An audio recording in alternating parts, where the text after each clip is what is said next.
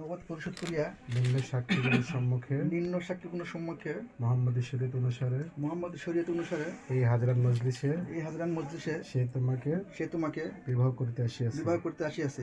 তুমি কি তাহাকে স্বামী বলে কবুল করো? আলহামদুলিল্লাহ কবুল করলাম।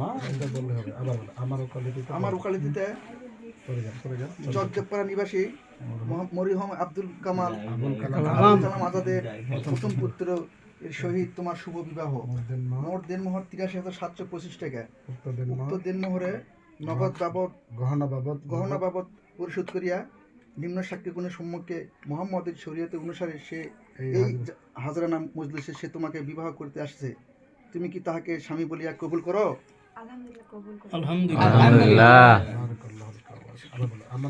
আমার ওকালতিতে চকদেবপাড়া নিবাসী মরিহম আবুল কালাম আজাদের প্রথম পুত্র এর সহিত তোমার শুভ বিবাহ।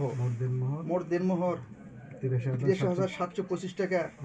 উক্ত দেনমোহর গহনা বাবদ নগদ পরিশোধ করিয়া নিম্ন সাক্ষীগণের সম্মুখে মুহাম্মদের শরীয়ত অনুসারে এই হাজরান মজলিসে সে তোমাকে বিবাহ করতে আসছে। তুমি কি তাহাকে স্বামী বলিয়া কবুল করো? আলহামদুলিল্লাহ।